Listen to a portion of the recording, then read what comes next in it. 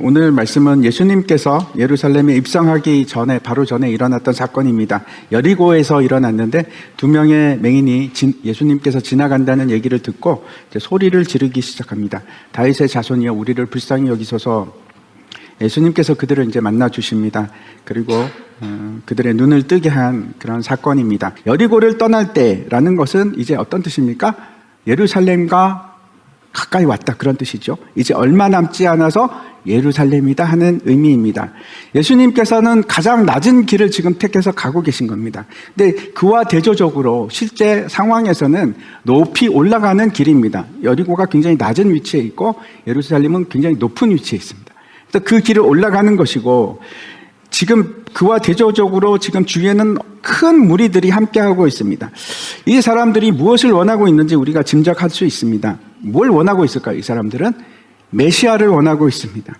우리가 생각하고 있는 나를 위해서 십자가를 대신 져 주시는 메시아가 아니고 왕으로 오시는, 나를 회복시키고 이스라엘을 회복시키고 그래서 다시 이스라엘을 높일 수 있는 메시아를 기대하고 있는 겁니다.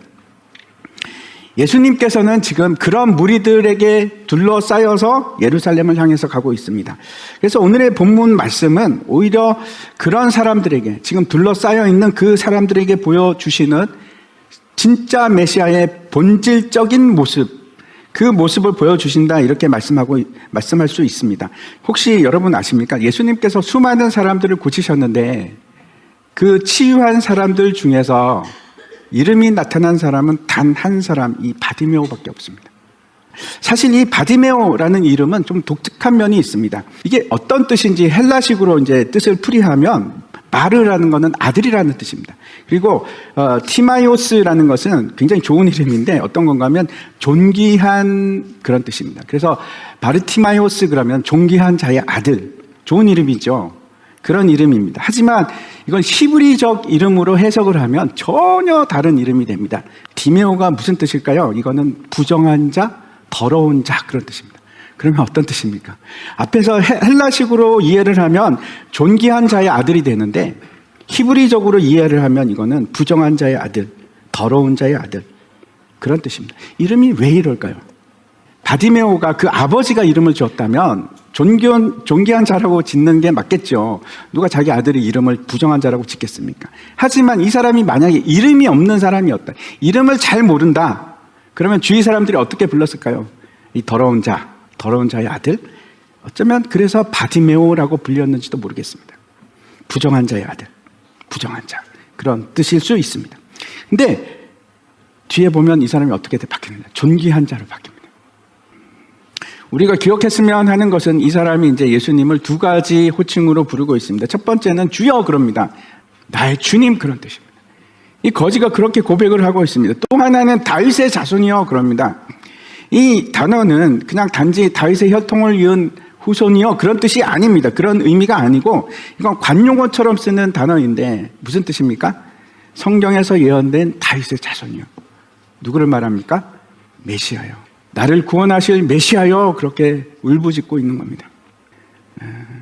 저는 이 사람들이 고침을 받은 이유, 첫 번째로 제가 들자고 한다면 이 사람들은 저는 주저없이 믿음이라고 말씀드릴 수 있습니다. 믿음은 들음에서 납니다. 하지만 듣는다고 해서 모든 사람이 다 믿음을 가지는 것은 아닙니다. 믿음은 하나님의 선물이라서 그렇습니다. 하나님의 은혜가 지금 이 사람들에게 임하고 있는 겁니다. 그들의 고백은 이런 겁니다. 나의 주님, 나의 메시아여. 신앙 고백입니다. 두 번째, 이들이 고침을 받고 구원을 받은 이유는 그들이 자신이 누구인지를 알았기 때문입니다. 뭐라고 부르짖고 있는가 하면 나를 불쌍히 여기소서, 그렇게 부르짖고 있습니다. 그냥 그걸 소리 높여 외치는 것이 아니고 가슴을 쥐어 뜯듯이 그렇게 소리를 지르고 있습니다. 하나님, 나에게 자비를 베푸소서, 나에게 긍휼을 베푸소서, 나를 불쌍히 여기소서, 그런 의미입니다. 무슨 뜻인가 하면 이 사람들은 자신이 얼마나 비참한 상황에 있는지, 얼마나 부정한 사람이고 내가 할 수 없고 소경이고 하나님의 자비가 아니면 나는 도저히 아무것도 해결할 수 없는 존재다, 그 얘기를 하고 있는 겁니다. 이 사실을 깨닫지 못하면 우리도 역시 아무런 소망이 없습니다.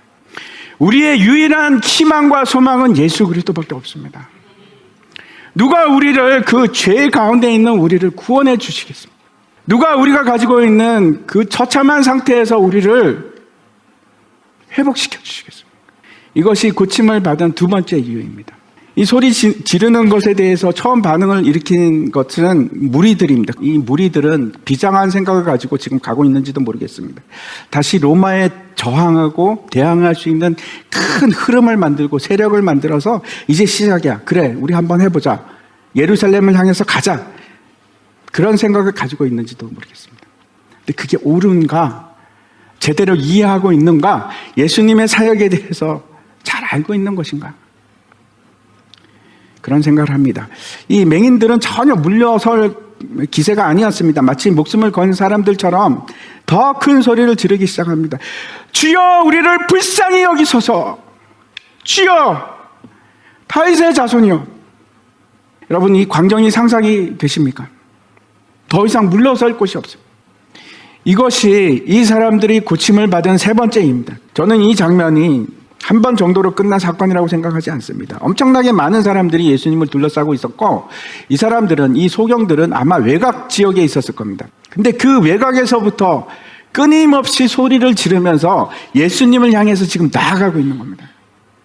얼마나 많은 사람들이 시끄럽다고 그러고 제발 좀 꺼지라고 하고 실망스러운 말을 했겠습니까? 근데 굴하지 않고 더 큰 소리를 내면서 예수님께 나아갑니다. 예수님이 시선을 잡을 때까지 포기하지 않고, 예수께서 머물러 서서 그들을 불러 이르시되 너에게 무엇을 하여 주기를 원하느냐. 저는 어떤 장면이 생각이 났는가 하면 바로 우리 앞에서 봤던 그 장면입니다. 두 제자에 관한 얘기입니다. 이제 세베대 아들들의 어머니가 와서 청탁을 하지 않습니까? 내 두 아들을 하나는 좌편에 하나는 우편에 두게 하소서, 앉게 하소서. 요한의 어머니는 자리를 원했습니다. 영광의 자리, 주의 좌편과 우편을 원합니다. 이렇게 얘기를 했는데, 여러분은 무엇을 원하시겠습니까? 여러분은 어떤 걸 원하시겠습니까? 무엇을 원하느냐? 이 맹인들이 원하는 것을 다시 한번 보시기 바랍니다. 33절입니다. 이르되 주여, 우리의 눈 뜨기를 원하나이다. 이 사람들이 눈을 감고 있기 때문에, 앞을 보지 못하기 때문에 이 얘기를 했다면, 여러분은 어떠십니까? 여러분은 여러분 스스로가 눈을 뜨고 있다고 생각하십니까? 아니면 눈을 감고 있다고 생각을 하십니까?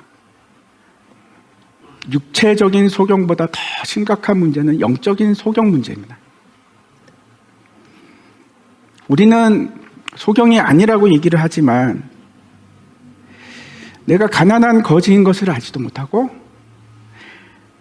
내가 벌거벗어서 수치를 당하고 있다는 것도 알지를 못한다면 나는 맹인입니다.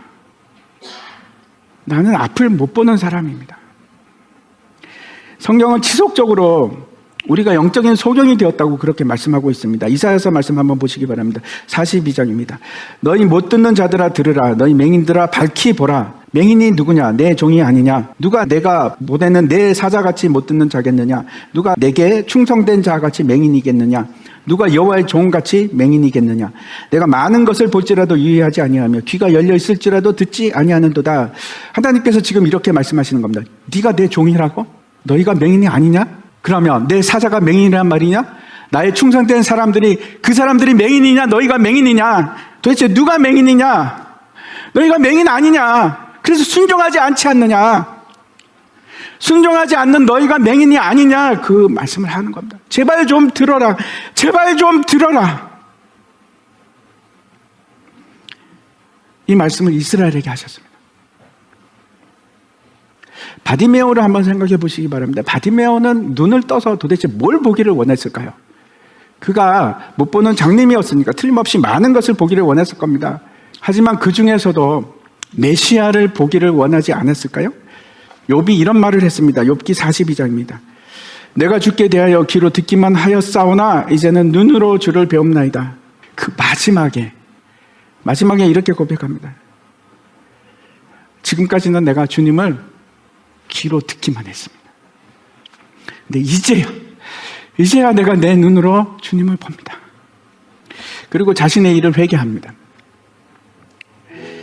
사도 바울이 다메섹에서 예수님을 만나고 나서 전혀 다른 사람이 됩니다. 부활하신 주님을 만난 모든 사람들이 다 바뀌었습니다. 완전히 바뀌었습니다. 저는 오늘 여러분이 이 마음을 품으셨으면 좋겠습니다. 예수님을 만나기를 원합니다. 오늘 마지막 구절 한번 다 함께 같이 한번 읽도록 하겠습니다. 같이 읽겠습니다. 시작. 예수께서 불쌍히 여기사 그들의 눈을 만지시니 곧 보게 되어 그들이 예수를 따르니라. 예수님께서 그들을 불쌍히 여기시고 그들의 눈을 만지시고 다시 보게 하십니다. 근데 이 보다 하는 말이 아나블레오라는 단어인데, 이 아나블레오는 어떤 뜻인가 하면 다시 보게 되었다. 그것도 됩니다. 하지만 더 큰 의미가 있는데 이게 뭔가 하면 위를 보다 하는 뜻입니다. 이 사람들이 놀라운 일이 일어납니다. 예수님께서 그 눈을 뜨게 하셨는데 이 사람들이 이제는 하늘을 보는 사람들이 됐습니다. 하늘을 보는 사람들이. 그리고 그 결과를 보십시오. 그들이 예수를 따르니라. 바디메오라는 이름이 비천한 자, 부정한 자의 아들이었는데 이제는 누구도 그렇게 얘기할 수가 없습니다. 그냥 존귀한 자의 아들이 됐습니다. 우리는 다른 소망이 없습니다. 예수 그리스도 외에는 아무런 희망이 없는 자들입니다. 그가 아니면 내 죄를 어떻게 하겠습니까? 나의 처지를 어떻게 하겠습니까? 그리고 예수님께 눈을 뜨게 해달라고, 주님을 보게 해달라고 매달리십시오. 갈망하십시오. 그때 우리에게 평강이 임하고 우리에게 은혜가 임하고 사랑이 회복되고 관계가 회복되고 하나님께서 우리 안에 임재가 드러나기 시작하고, 그전에는 그렇지 않았는데 이제는 만족하는 삶을 살게 되고 감사하는 삶을 살 수 있는 존재가 되는 겁니다.